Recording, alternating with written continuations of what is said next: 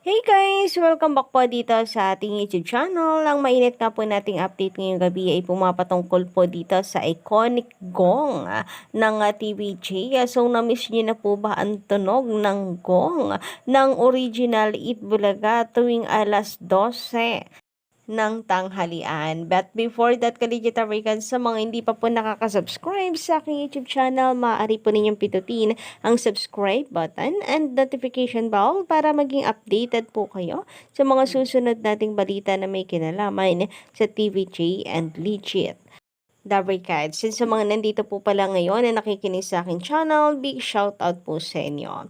And ito na nga, simulan po natin ang ating update ngayong araw na pumapatungkol po sa gong ng original Eat Bulaga. So kung kayo po ay fan ng TVJ or ng original Eat Bulaga, ay malamang ay namimiss nyo rin po ang tunog ng gong tuwing tanghalian. So ito po ay pinupukpok nila Alden ng mga Legitarians guys bago po magsimula ang Eat Bulaga. So ito po ay iconic dahil sa dito rin kilala ang Eat Bulaga guys eh. So parang marka na rin po ito ng Eat Bulaga. Kaya namimiss na rin po ng Legitarians, sana mapatugtog din di umano nila ito dito sa TV5 naman. Kagaya po nitong ating mga Legitarians sa Twitter na pinag-uusapan at nire-request po sa TVJ. Nakatag po ang official TVJ para hayag ang kanila pong request na sana ay maibalik at ibalik ang gong. #legit Dabarkads. Pero malay nyo naman, di ba, mga Kaligitarians, inaasikaso na rin ito ng TVJ at ibalik na rin ng TVJ. Lalo na sa January talagang kanila pong pinaghahandaan ang mga pagbabago po ng Eat Bulaga.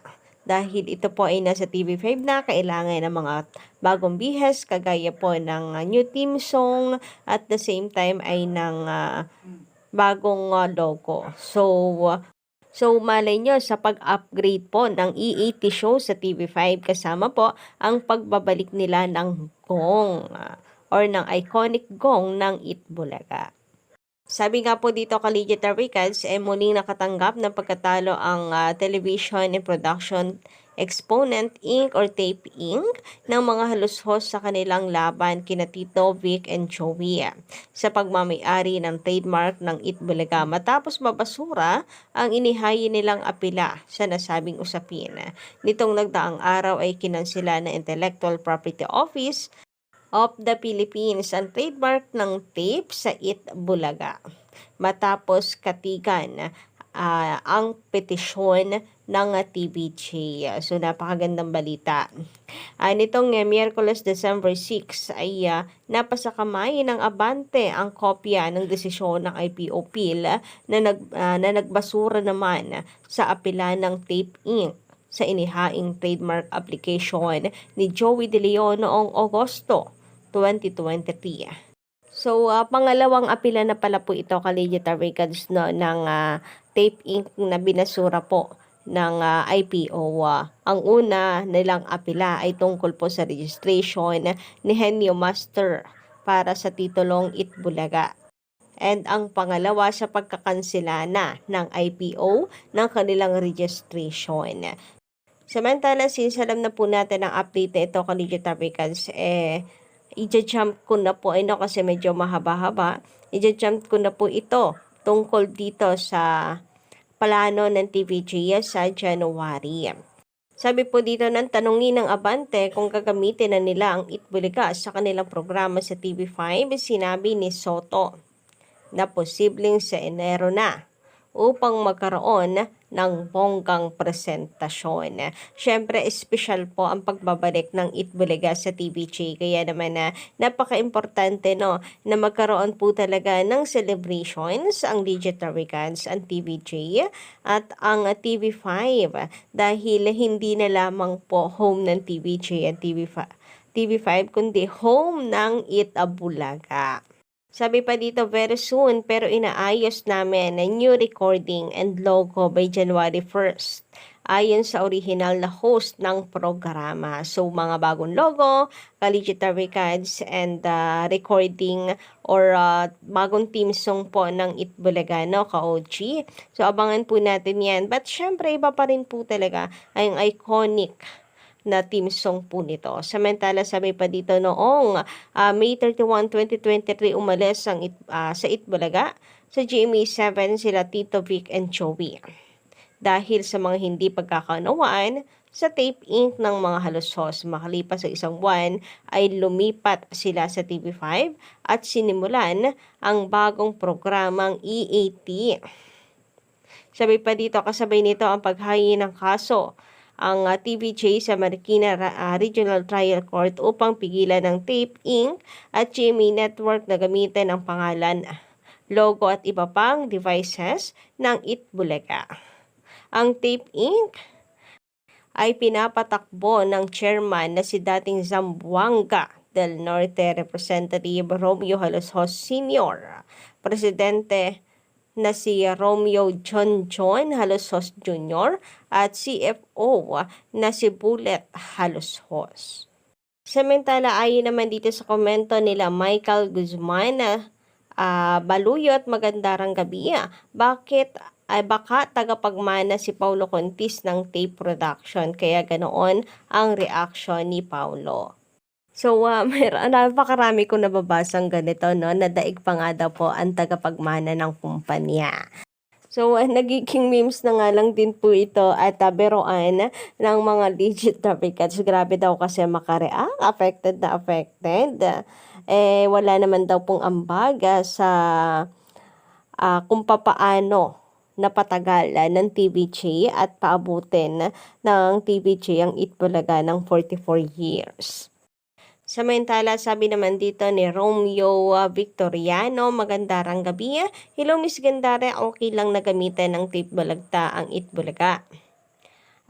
Para sa pag-promote nila, kasi alam naman ng buong bansa kung sino ang Itbulaga. Kung walang iba kundi ang TVJ, legit the records lang sa kalam.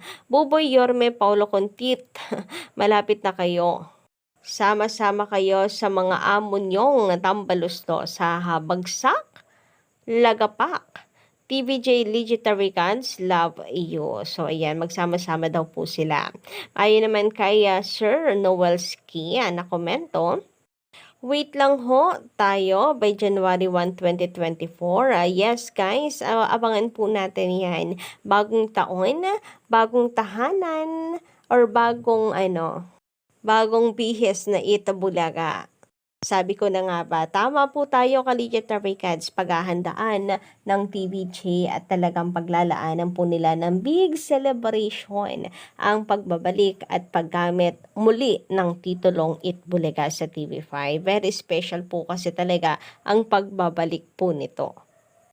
Anyway, ayon pa dito, gagamitin na ng TVJ ang New Itbulaga logo at New Itbulaga song. Magugulat na lang ang Tape Inc. sa ikakaso ng TVJ sa patuloy nilang paggamit ng Itbulaga.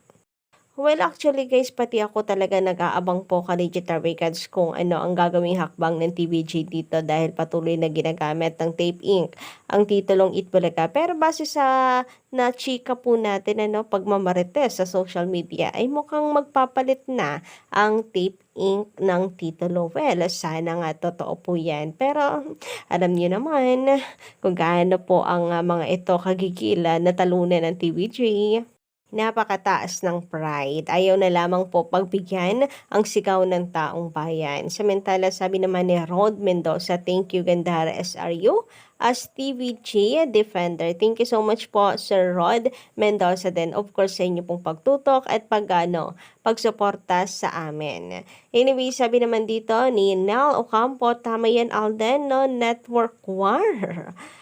Nako, this time ata parang hindi ko kayang sundan si Alden na Richards, no? This is the first time na parang labag sa loob ko yung network war kasi kampihan pa rin kasi ngayon ng GMA po pati po ang Tape Inc. So siguro pag Binatawan na po 'no ng, Jamie 7 ang Tape Inc. baka sakali po.